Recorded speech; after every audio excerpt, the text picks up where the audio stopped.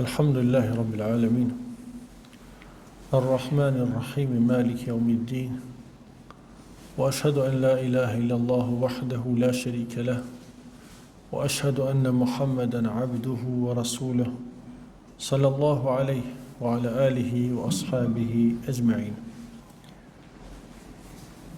E falenderojmë Allahun Azza wa Jall, Zotin e botëve, mëshiruesin, mëshirëplotin, sunduesin e ditës së gjykimit.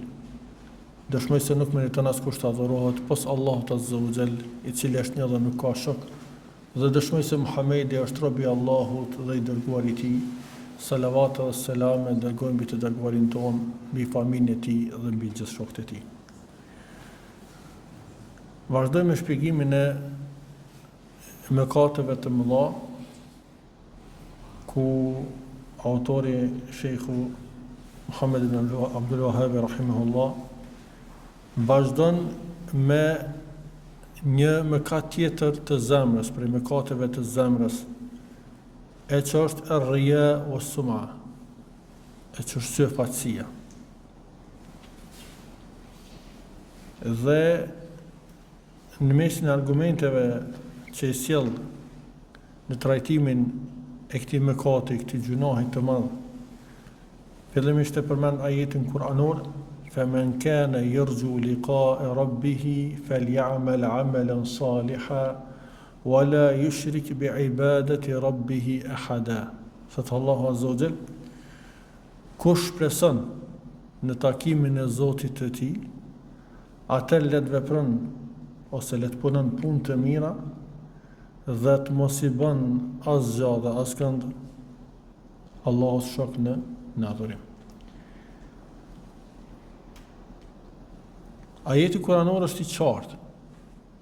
Pra kush preson në takimin e Zotit të tij, qëllimi është për një takim të veçantë. Takimin duke qenë Allahu i kënaqur me ta, se gjithsesi çdo njeri do të del para Allahut, do të takohet me Allahun dhe do të jap llogari për veprat e veta. Mirë, po qëllimi është kush shpreson që të takohet me Allahun duke qenë ai i kënaqur me të, atëherë le të bën punë të mira dhe që këto punë të mira duhet të ruhen dhe të mos preken ose të qëndrojnë larg nga shirku. Për arsye se dy gjëra që në kushtet e çdo vepre janë sinqeriteti dhe pasimi i pejgamberit alayhis salam. Pra çdo vepër duhet bëhet për Allahun, pra të mos i bëhet shirk Allahut në atë vepër, por të jetë pra vepër e pastër, vepër e kulluar vetëm për Allahun Azza wa Jall. Po të kushtohet Allahu te bareke ve teala dhe të mos synohet asgjë tjetër veçse kënaqësia e Allahut të adhurimit. Edhe ajo që gjithsesi vepër e mirë. Dhe vepër e mirë është vetëm ajo vepër ose ajo adhurim që përpuset me sunetin e të dërguarit sallallahu alaihi wasallam. Pastaj autori përmend hadithin e Jundub ibn Abdillahit radiallahu anhu, i cili thot i dërguari sallallahu alaihi wasallam: "Men samma'a Allahu bih, wa men yura'i Allahu bih." E shpjegon pastaj kuptimin e këtyre autorin vazhdim, ku thot: kush vepron ose ju tregon njerëzve për veprën që ka bërë, Allahu do ta shfaqë atë, do ta çesë mba qëllimin e tij. Pra e bën një vepër dhe njerëzit nuk e kanë pa veprën e tij, po ja përmend njerëzve që njerëzit ta lavdrojnë, që njerëzit ta përmendin për të mirë, që ta arrijnë një pozitë mirë në shoqëri dhe në rrethin ku jeton. Ose në vazhdon dhe thot, kush bën një vepër për syfaqësi, Allahu Azza wa Jall do të nxjerrë në pa syfaqësinë e tij. Pra, janë dy forma ku shfaqet syfacia. Na thojmë syfacia, mirë parabisht është termi ria edhe suma. Ria është syfacia, pra që ta bëjsh për syfaqe, për me të pa të tjerët. Mirë po suma është kur tjerë se kam po ti e përmend për hatër të njerëzve, ose që njerëz me të lavdru.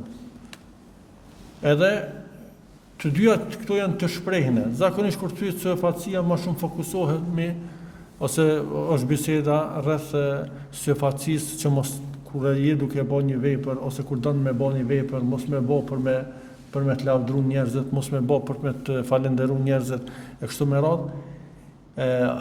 Mirë po, është edhe forma tjetër për syfacisë ku njeriu flet dhe përmend punën e mirë me qëllim që njerëzit me të lavdru, me qëllim që njerëzit me të vlerësu.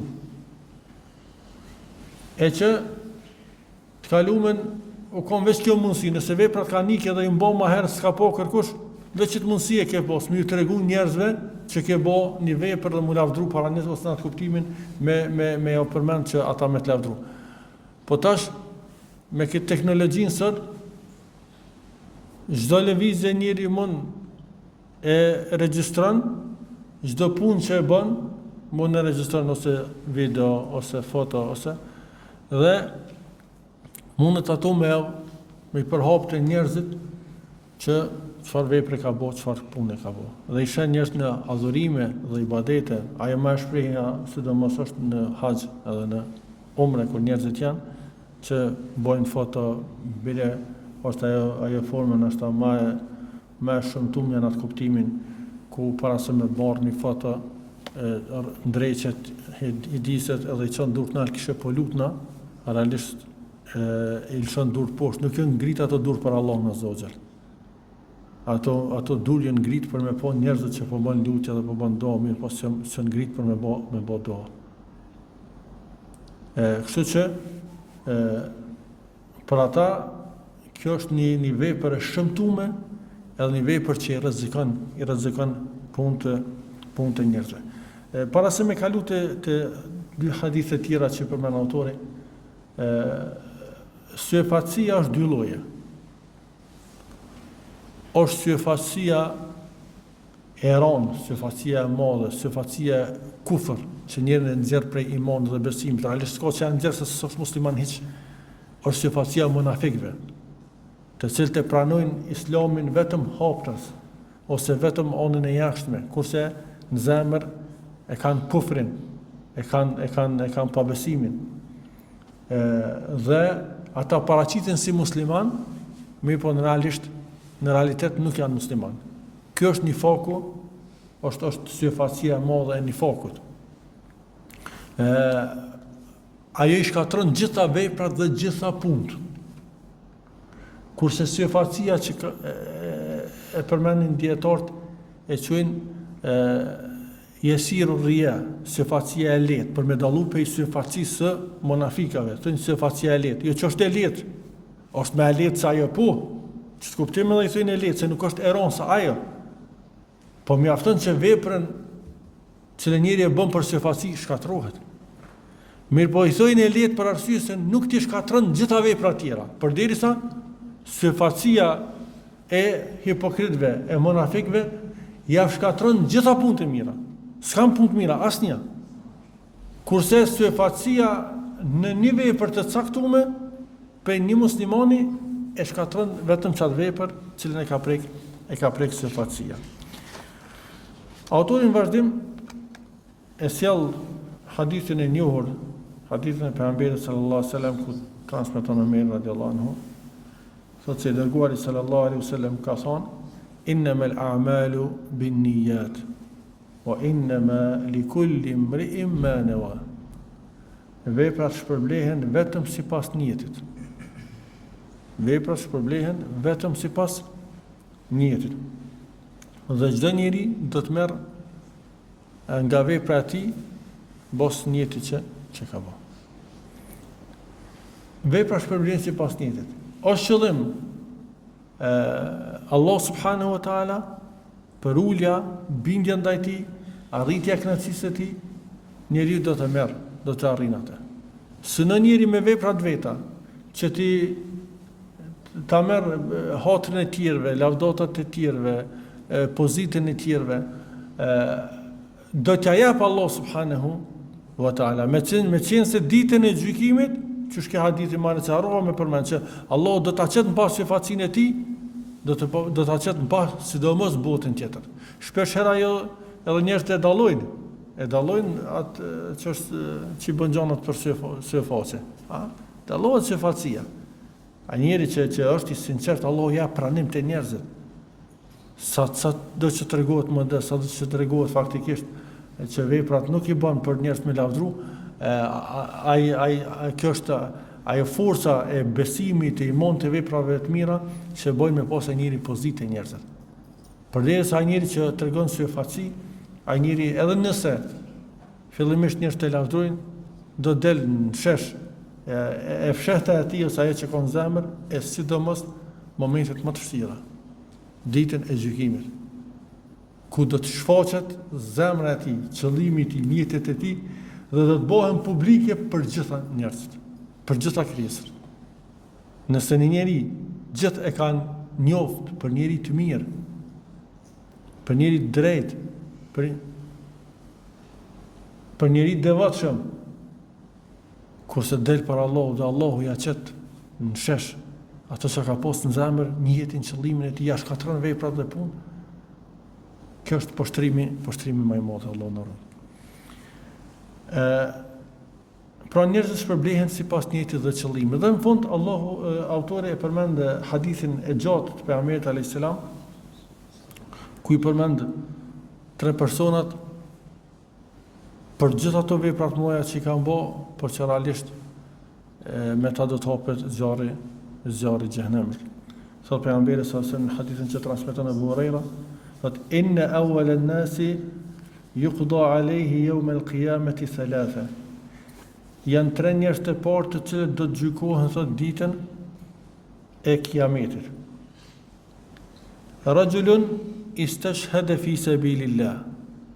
Thot njërin e parë që përmend është thot një njeri i cili është vrarë në luftë për Allahun. Thot sillet ditën e gjykimit. Dhe Allah subhanahu wa taala ja përmend mirësitë të cilat ja ka dhuru. Atëherë thot, masi që i pranon ato, fema amilte biha, çka ke bë me to? Ai tregon thot që kam luftu për ty, o Zot, në rrugën tënde, derisa jam vrarë. Allah azza wa jalla ja kthen kedhebt, po rën. Po gënjen, Allah na ruaj. Është vrarë, e ka dhënë jetën e vet. Dhe Allah azza wa jalla thot, po gënjen, po rën. Lakinnaka qatelta li yuqal huwa jari. Ti ke luftu që njët me thonë trim i guzimshëm. Ku konë qëllimi? Nuk konë qëllimi që për Allahun me luftu. Wa qad qil, ose fe qad qil, edhe e ke mosh përbime, është tonë kjo. Ka dollë zoni, që ti e trim, je i guzimshëm, e ke mosh përblimin, ato pra që e ke kërku, e ke mor. I urdhon me lajket, që ta të rikën me ftyrë për tokë zvarë dhe ta hedhen në zvarë të xhenemit. Personi dytë është wa rajulun ta'allama al-ilma wa 'allamahu wa qara'a al-Qur'an. Ato është njeriu i cili mëson nxan dituri, o mëson dijen të tjerëve dhe lexon Kur'anin. Bihet pra ditën e gjykimit për Allah subhanahu wa taala. Allahu ja paraqet mirësitë që ja ka dhënë prej tyne, pra dituria, nxënia e dijes, ati të parit trimnin, shëndetin e gjitha. Dhe thot, çka ke bë me ta? Thot, kam mësu, kam nxënë ilm, kam mësu tjerë dhe që, do me thonë, për ty o Zot. I kam mësu tjerë për ty ja Rab, dhe kam lexu Kur'an për ty ja Rab. Thot, ke dhebt, po rën. Thot, ke mësu dhe ke lexu Kur'an, o ke mësu të tjerë dijen, që të thojnë i dishëm, dhe thojnë lexu si mirë. Pra, të lavdrojnë njerëzit. edhe kur urdhërohet që me fytyrë për tokë të tërheqet zvarra të udhët në zjarr. Dhe personi i tretë, thotë është një njerëz që Allah subhanahu wa taala i ka dhënë pasuri të gjanë, pasuri të madhe. Dhe e sjell Allah subhanahu wa taala dhe ja përmend mirësitë e tij dhe thotë çka ke bërë me to?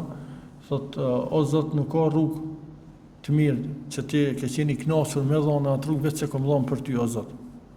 Thotë Allah subhanahu wa taala ke dhept porën. Thotë ke dhënë që njerëzit më thon bujar, që njerëzit më thon dorë çlirë. Dhe të kanë thonë, edhe ati djetarit i kanë thonë, edhe lexuesit gjithë kanë marrë shpërblimin. Të kanë thonë, edhe urdhërohet që me fytyrë për tokë të tërheqet zvarr e të hudhet në zjarr. Muawiya radiallahu anhu, kur e dëgjon këtë hadith, fillon me çajt. Kur e dëgjon këtë hadith, fillon me çajt dhe lexon ajetin kuranor: Men kana yuridu al-hayata ad-dunya wa zinataha nuwaffa ilayhim a'malahum fiha wa hum fiha la yubkhasun. Thot Allah Azza në Kur'an, kush ka synim jetën e kësaj bote dhe bukuritë e saj, po më rri diçka dunjos, lavdotat e njerëzve, do të synon ose me pas një përfitim. Pra se synon pra ahiretin, se synon Allahun Azza wa Jall. Thot nuwaffi ilayhim a'malahum fiha, do t'u japim atyre shpërblimin e plot për veprat që kanë bërë në dunjë, në dunjë. O hum fiha la yubkhasun, dhe atyre nuk do t'i mungon asgjë nga shpërblimi i tyre. Kanë marrë komplet në këtë dunjë. Pa ajeti tjetër në vazhdim: Ulaika alladhina laysa lahum fil akhirati illa an-nar. Këta të tillët janë cilët nuk ka për ta në ahiret asgjë vetë zjarrit. Nuk kanë asgjë tjetër vetë zjarrit. Wa habita ma sana'u fiha wa batilun ma kanu ya'malun. Dhe është shkatru e gjitha ajo që kanë punu, edhe është e kot ajo që ata kanë vepruar. Pra e kanë marrë shpërblimin komplet në këtë botë, ose siç i qunë Allah subhanahu wa taala ndryshe, ata të cilët japin nga pasuria vet dhe lavdrohen para njerëzve, ose nuk sillen mirë me ata të cilëve ju kanë ndihmu, sot Allah azza wa jall kur i çorton ata: Kalladhi yunfiqu malahu ri'a an-nasi wa la yu'minu billahi wal yawmil akhir. Pra ky përgjason, Allah azza wa jall flet pra për njerëzit cilët kur i kanë dhënë dikujt një mirësi, ja përmendin. Të kom dhënë, të kom një mu. Ose i ofendojnë, i rëndojnë. Thotë kjo është sikur ai që shpenzon, i jep për sy e fatësi. Mirë po Allah Azza wa Jall, wa hum la yu'minu billahi wal yawmil akhir. Nuk beson Allahun dhe ditën e gjykimit. E krahason pra edhe me ata të cilët janë pabesimtar. Mirë po shembulli vazhdim është interesant. Thot Allah Azza wa Jall: Fa mathaluhu kamathali safwanin alayhi turabun fa asabahu wabilun fatarakahu salda.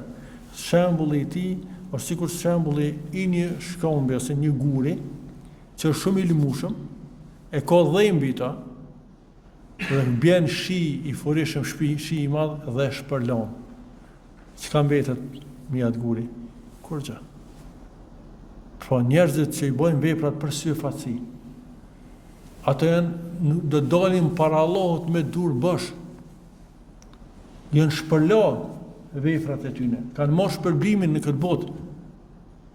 Dhe Allah na ruaj ditën e gjykimit, siç i thon Allah Azza wa Jall: Laysa lahum fil akhirati illa nar. Në ahiret, botën tjetër nuk kanë asgjë veçse zjarri.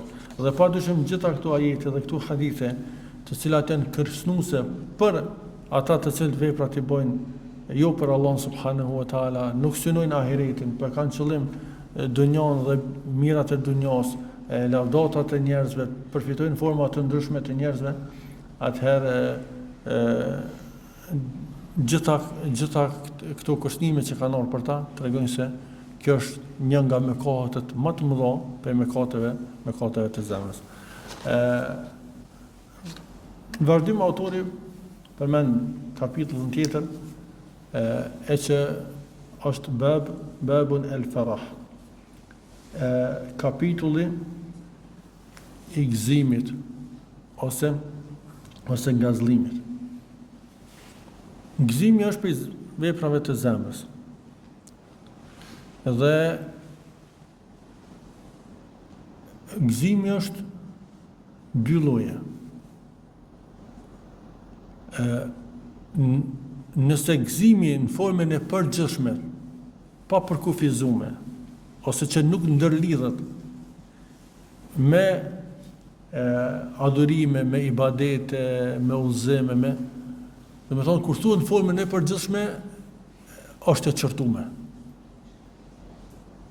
Gëzimi i cili njërin e bën të japet mos dunjos, të gëzon të mirat e dunjos, duke qenë në kufër, duke qenë mëkate, duke qenë gjunohe dhe e harron, bën me harru ahiretin, kjo është gëzimi për cilin këto autori ka fjalën. Edhe pse realisht i sjell 2-3 ajete, këto vetëm 3 ajete i sjell.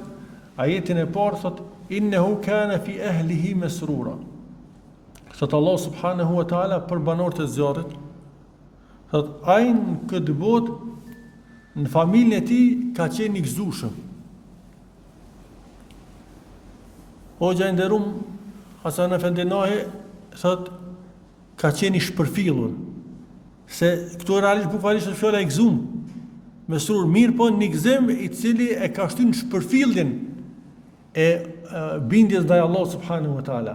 Po ka qenë i gëzuar familje me kufrin, me gjunohat që i ka pas me gjonat dhe i ka shpërfill bindjen ndaj Allahut subhanahu wa taala.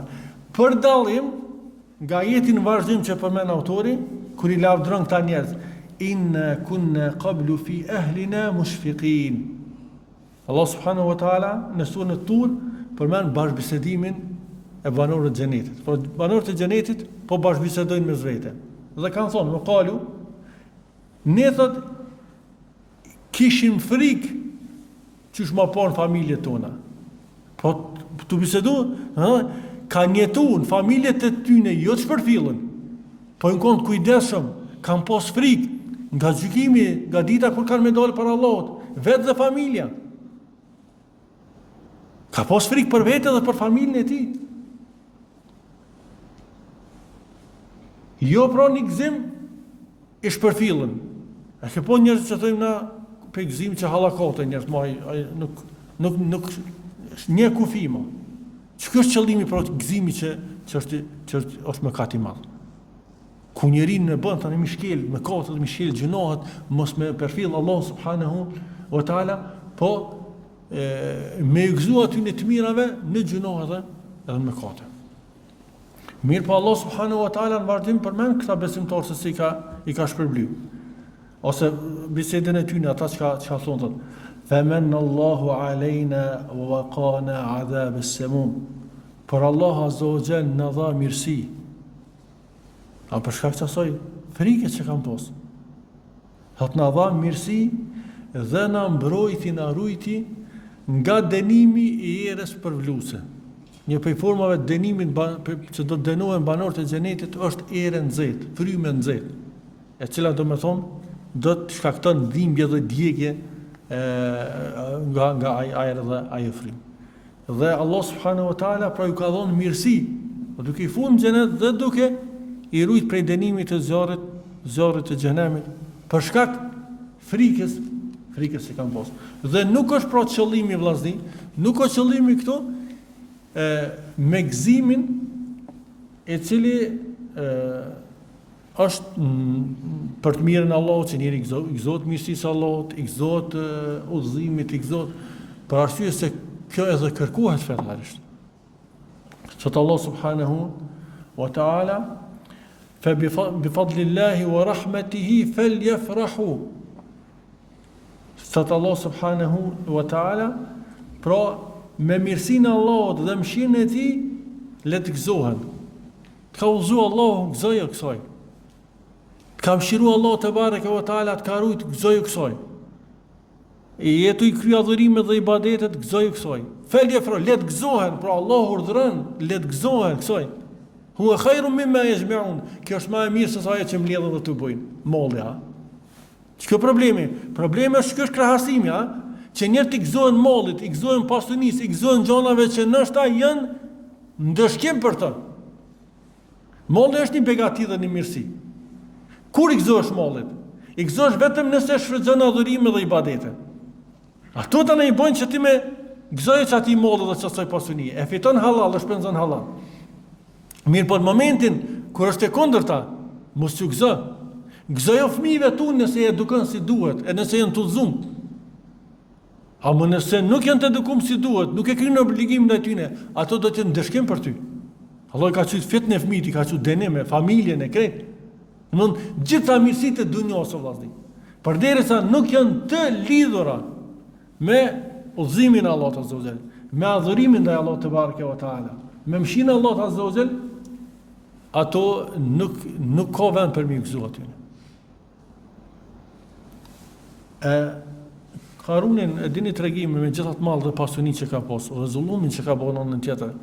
Çka i thot popullit i tij? Idh qala lahu qawmuhu la tafrah inna Allaha la yuhibbu al-farihin. Dhe kujton thot kur populli i tij than mos u gëzo mallit dhe pasunisë, se Allah nuk i don ata që gëzohen. Në formën që ti e të bë pra. Ty gëzu të këtij malli që burra të mëdhej s'kan mujt miqu qelsat e hambareve të tij. E që pastaj ai këtë ka shëndruar në arrogancë, në dhunë ndaj tjerëve, ka mos u gëzo kësaj. Se Allah parimisht këtë gëzim nuk e don. E don nëse lidhet me mëshirën e Allahut dhe udhëzimin. Dhe ajetin e fundit që përmend autori, thotë فَلَمَّا نَسُوا مَا ذُكِّرُوا بِهِ فَتَحْنَا عَلَيْهِمْ أَبْوَابَ كُلِّ شَيْءٍ حَتَّى إِذَا فَرِحُوا بِمَا أُوتُوا أَخَذْنَاهُمْ بَغْتَةً فَإِذَا هُمْ مُبْلِسُونَ. Thotë Allah subhanahu wa ta'ala, po sa ata i harun për kujtimet tona, i harun, e lëshojnë rrugën e Allahut, devijojnë, janë neglizhent, nuk i përfillin mësimet e Allahut Azza wa Jall. Ai dënoi Allah më herë. Fatahna alejhim abwaba kulli shay'in. Atëherë u hapëm dyert e gjitha mirësive. Subhanallah. Jo mi denu. Po Allahu po ja hap dyert e dunjos, të mirave të dunjos, mirësive të dunjos. Hatta idha farihu. Por posa ata të gëzohen. Bima utu, por ata që na ja kemi dhënë, e khadhnahum bagta. Atë do t'i ndeshkojmë befasisht. Se do t'i kapim ata befasisht. Fa idha hum mublisun, ata do t'jenë të zhgënjur mos e dëshkojmë. Kështu që pse njeri ka të mira, ka gëzime, ka mirësi të dunjos, është mëkat pra njeri t'i gëzohet nëse nuk i lidh ato, nëse nuk i ndërlidh me mëshirën e Allahut, me mirësinë, si që me pranu që mirësia e Allahut te bareke ve taala, që me shfrytëzu si duhet, që me falendëru Allahun te bareke ve taala për mirësi, atëherë kjo është realisht edhe forma më e mirë e gëzimit që njeriu e shpreh duke e falendëru Allahun subhanahu wa taala. Këtu po e mbyllim dersën, vazhdojmë inshallah dersën e ardhshëm me kapitullin e radhës. Allah subhanahu wa taala na uzoft në rrugën e tij të drejtë. Allah te bareke wa taala na ruaj nga kufri, nga mëkatet, gjunohat, nga bidatet, nga çdo gjë që është e ligë dhe olt, e na uzoft drejt imanit, veprave, punëve të mira. O sallallahu sallam ala nabina Muhammad wa akhiru da'wana alhamdulillahi rabbil alamin.